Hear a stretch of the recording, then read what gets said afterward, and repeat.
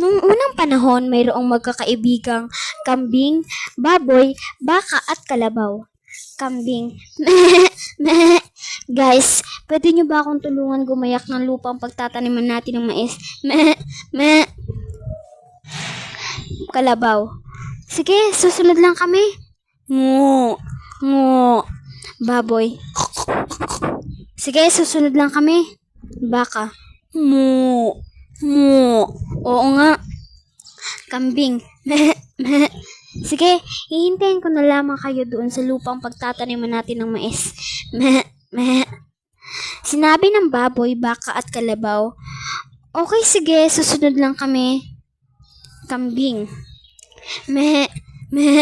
Sige, mauna na ako. At nauna na nga si kambing sa pagtataniman nila ng mais.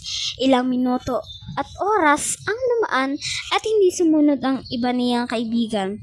Maya-maya pa'y bumalik na ang kambing sa kaniyang tirahan at hindi pinansin ang kanyang mga kaibigan.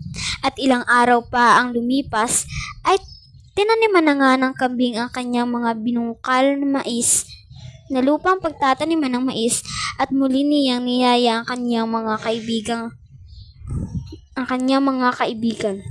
Kambing. Guys, pwede nyo ba akong tulungan? Muli ko kayong hiyayain kung payag kayo at kung gusto ninyo.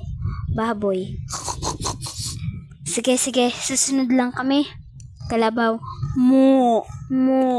Oo nga, may tatapusin lang kami. Mo. Baka. Oo, sige, susunod lang kami. Mo. At ayun nga muli ang sinabi ng kanyang mga kaibigan. At ilang oras pa ang lumipas, sinabi ni kambing. Sabi nila, susunod lamang sila. Ba't hanggang ngayon wala pa sila? Mga wala silang kwentang kaibigan. Pinagtawanan lamang ng kanyang mga kaibigan si kambing at sinabing, ha, ang init-init nagtatanim ng mais, ha. At sa mga araw ngang iyon, pinagtawanan lang ng kanyang kaibigan si kambing. Dumaan ang ilang araw at hindi tinutulungan ng kanyang mga kaibigan si kambing at pinagtawanan lang nila si kambing.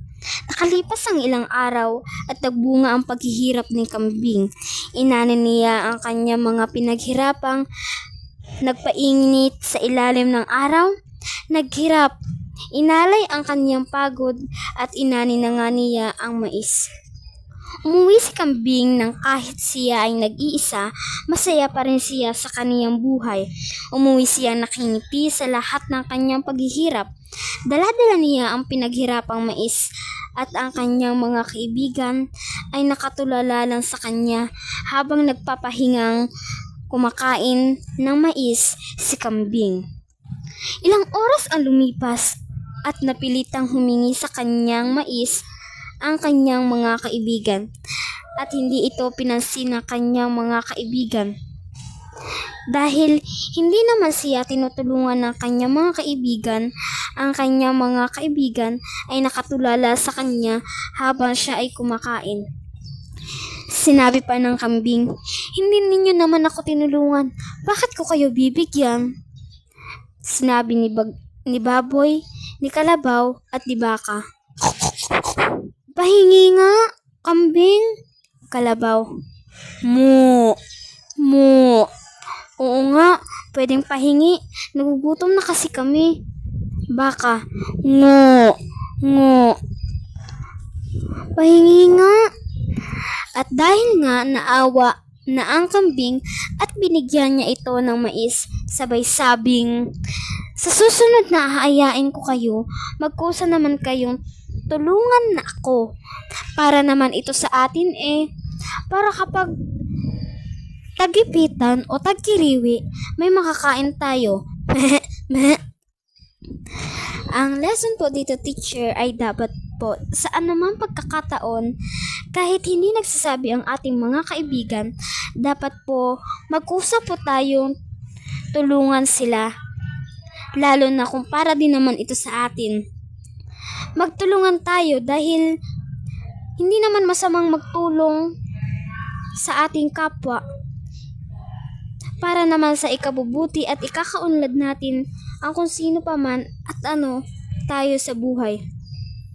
Responsibilidad natin magtulungan sa bawat kapwa, lalong-lalo na sa nangangailangan ng ating tulong, at dapat din tayong magkaroon ng pagkukusa sa ating mga kapwa tao, lalong-lalo na sa ating mga kaibigan na nangangailangan ng tulong.